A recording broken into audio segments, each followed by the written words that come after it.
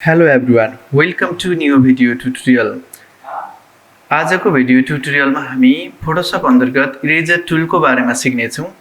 Eraser tool अन्तर्गत background eraser tool, magic eraser tool र एउटा इरेजर टुल भनेर दिएको देख्न सक्छौँ। एट फर्स्ट हामी एउटा न्यू पेज क्रिएट गरौँ, फाइलमा क्लिक गरौँ, न्यूमा क्लिक गरौँ र त्यसपछि न्यू डकुमेन्ट भनेर एउटा डायलग बक्स ओपन हुन्छ, हामीलाई यो थाहा छ। र प्रिन्टमा गएर A4 साइज नै राखौँ र त्यसपछि यहाँनिरबाट रेजुलेसन 300 RGB कलर र क्रिएटमा क्लिक गरेर हामी पेजलाई क्रिएट गरौँ, कन्ट्रोल 0 गरेर फिट टु स्क्रिन गरौँ र इरेजर टुलको युज गर्नको लागि हामी कुनै एउटा फोटोलाई ल्याउँ। म ब्राउजरलाई ओपन गर्छु, एड्रेस बारमा unsplash.com लेखेर यो वेबसाइटलाई ओपन गर्छु र त्यसपछि यहाँनिरबाट कुनै एउटा फोटोलाई म लग्छु। जस्तै उदाहरणको लागि मैले यो फोटोमा क्लिक गरेँ र त्यसपछि यहाँनिरबाट राइट क्लिक गरेर कपी इमेज र त्यसपछि फोटोशपमा गएर यसलाई म पेस्ट गर्छु, मुभ टुल र त्यसपछि यहाँनिरबाट यो फोटोको साइजलाई म इन्क्रिज गर्छु र इन्टर क्लिक गर्छु र त्यसपछि हामीले इरेजर टुलको युज गर्नको लागि जुन हामीले ल्याएको फोटो छ त्यो फोटो स्मार्ट अब्जेक्टमा हुनु हुँदैन। स्मार्ट अब्जेक्टमा छ भने त्यसलाई हटाउनु पर्छ। जस्तै अहिले मैले डाइरेक्ट कपी पेस्ट गरेको हुनाले यो स्मार्ट अब्जेक्टमा छैन। यदि हामीले फाइलमा गएर यहाँनिरबाट प्लेस इमिडिएट अथवा प्लेस लिङ्क गरेर हामीले फोटो ल्यायौँ भने त्यसमा स्मार्ट अब्जेक्ट देखाउँछ र स्मार्ट अब्जेक्ट भएको खण्डमा त्यसलाई हटाउनको लागि हामीले राइट क्लिक गरेर यहाँनिरबाट रेस्ट्राइज लेयरमा क्लिक गर्नुपर्दछ। अहिले चाहिँ हाम्रो स्मार्ट अब्जेक्टमा नभएको कारणले गर्दाखेरि यो अप्सन इनेबल छैन। जस्तै म यसलाई स्मार्ट अब्जेक्टमा कन्भर्ट गर्छु। ल अब चाहिँ यो स्मार्ट अब्जेक्टमा चेन्ज भएको छ। अब यसलाई हामीले स्मार्ट अब्जेक्टबाट रिमुभ गर्नु पर्यो भने राइट क्लिक गरेर यहाँनिरबाट रेस्ट्राइज लेयरमा क्लिक गर्नुपर्ने हुन्छ। त्यसपछि मात्रै यो लेयरमा इरेजरले काम गर्दछ। लेयरलाई सिलेक्ट गऱ्यौँ र त्यसपछि इरेजर टुलमा क्लिक गरौँ। मैले राइट क्लिक गरेर फर्स्टवाला इरेजरलाई चुज गरेँ र इरेजरको साइज अहिले हामी यहाँनिर यति आकारको देख्न सक्छौँ। यो साइजलाई हामीले इन्क्रिज या डिक्रिज गर्नु छ भने ब्रस इन्क्रिज डिक्रिज गरे जस्तै हो। त्यसको लागि हामी किबोर्डबाट कि कर्ल ब्र्याकेट ओपनमा क्लिक गऱ्यौँ भने यसको साइज डिक्रिज हुन्छ र कर्ल ब्र्याकेट क्लोजमा क्लिक गऱ्यौँ भने यसको साइज इन्क्रिज हुन्छ। यहाँनिर चाहिँ मैले माउसको लेफ्ट क्लिक गरेको हुनाले यो इरेज भयो, कन्ट्रोल Z गर्छु म र यो ठाउँबाट पनि हामी इरेजरको साइजलाई इन्क्रिज डिक्रिज गर्न सक्छौँ। राइट क्लिक गरेर पनि इरेजरको साइजलाई इन्क्रिज डिक्रिज गर्न सक्छौँ र हार्डनेसलाई पनि इन्क्रिज डिक्रिज गर्न सक्छौँ। जस्तै मैले अब यहाँनिरको यो भागलाई इरेज गर्नु छ भने इरेजरको साइजलाई अलिक घटाउँछु र यहाँनिर यसरी इरेज गरेँ र इरेज गरेपछि यो पछाडिको ब्याकग्राउन्ड देखिराखेको छ, मैले यसलाई हटाइदिन्छु र अब यहाँनिर हाइड गरेपछि यो ट्रान्सपेरेन्ट देखिएको छ। अब इरेज गर्दाखेरि हाम्रो यहाँनिर चाहिँ अहिले हार्डनेस हाम्रो फुल छ, त्यसैले यस्तो देखिएको छ। हार्डनेसलाई म घटाउँछु। अब मैले यहाँनिरबाट ब्रस राख्छु, यो ठाउँमा ब्रस राख्नु होला तपाईँहरू पनि। मोड चाहिँ ब्रस राखेँ र त्यसपछि यहाँनिर मैले यसरी इरेज गर्दाखेरि यस्तो टाइपको आएको देख्न सक्छौँ। हार्डनेस हामीले अहिले घटाएका छौँ र बढायो भनेपछि हाम्रो यस्तो देखिन्छ।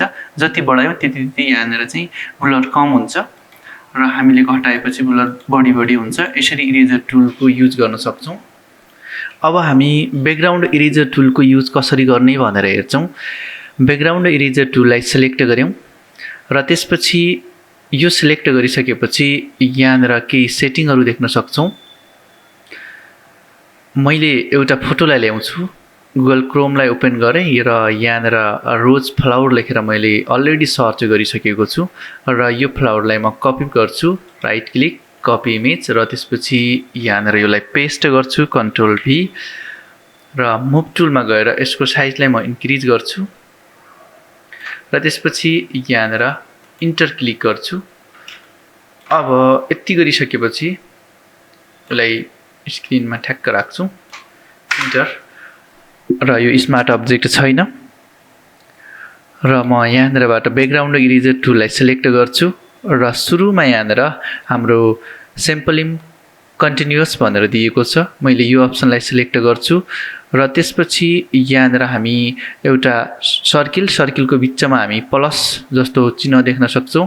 योले चाहिँ प्लस जहाँनिर छ त्यहीँनिरको जस्तो सिम्पल अनुसार कन्टिन्युअस हाम्रो इरेज गर्ने काम गर्दछ। जस्तै यहाँनिर मैले क्लिक गरेँ र त्यसपछि त्यही सिम्पलको आधारमा योले तलपट्टिको कुराहरूलाई इरेज गरिराखेको छ। यहाँनिर म यता ल्याउँछु, जहाँनिर हाम्रो यो प्लस गयो त्यहीँनिरको सिम्पललाई योले इरेज गर्ने काम गर्दछ। मैले यसलाई अन्डु गरेँ कन्ट्रोल जेड र त्यसपछि अर्को अप्सन देख्न सक्छौँ हामी यहाँनिर स्याम्पलिङ वन्स भनेर दिएको। यो अप्सनले एकचोटि प्लस जहाँनिर राख्यो त्यहाँनिरको सिम्पल लगेर हामीलाई ड्र्याग गरेपछि त्यही अनुसार इरेज गर्दछ। अहिले यो अप्सनलाई सिलेक्ट गरेँ र त्यसपछि यहाँनिर म यो प्लस बिचको जुन प्लस छ त्यो प्लसलाई यहाँनिर लगाउँछु र माउसको लेफ्ट क्लिक गरेर यसरी ड्र्याग गर्छु र यतापट्टि ल्याए योले चाहिँ त्यो सिम्पललाई मात्रै त्यस्तो टाइपको सिम्पल पायो भने मात्रै मेटाउँछ, नत्र अरू कलरलाई चाहिँ केही इफेक्ट पार्दैन। यसरी हामी यसको युज गर्न सक्छौँ। र त्यसपछि यहाँनिर हाम्रो यो अप्सन छ, यो अप्सनले चाहिँ ब्याकग्राउन्डमा जुन कलर छ त्यो कलरलाई मात्रै इरेज गर्दछ, अरू कलरलाई चाहिँ केही इफेक्ट पार्दैन। यहाँनिर क्लिक गरेर मैले यो कलरलाई सिलेक्ट गरेर ओके गरिदिएँ र त्यसपछि यहाँनिरबाट मैले यसलाई इरेज गरेँ। अरू कलरलाई हेर्नु त यहाँनिर मेटाउँदै छैन। यसरी हामी यिनीहरूको युज गर्न सक्छौँ। मैले यसलाई डिलिट गरिदिएँ र अब कुनै फोटो ल्याउँछु म,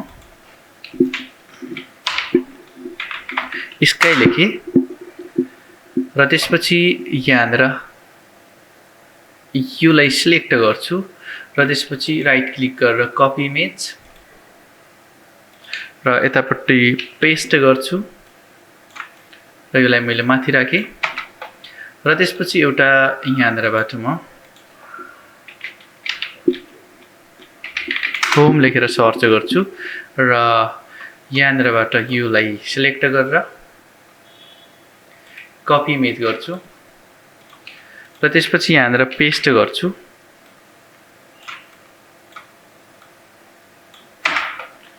अब हामी यहाँनिर यस्तो भएको देख्न सक्छौँ। अब यहाँनिर चाहिँ हामीले अलिकति मिलाउनु पर्यो भनेपछि कसरी मिलाउने त हेरौँ है।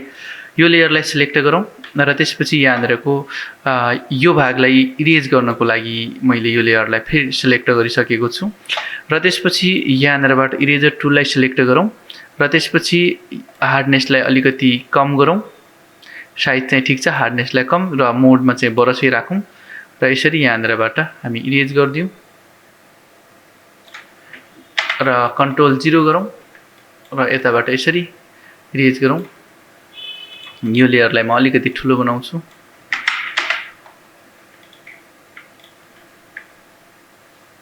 र म यहाँनिर यो हाम्रो यो लेयरलाई सिलेक्ट गरेर म यसरी इरेज गर्छु।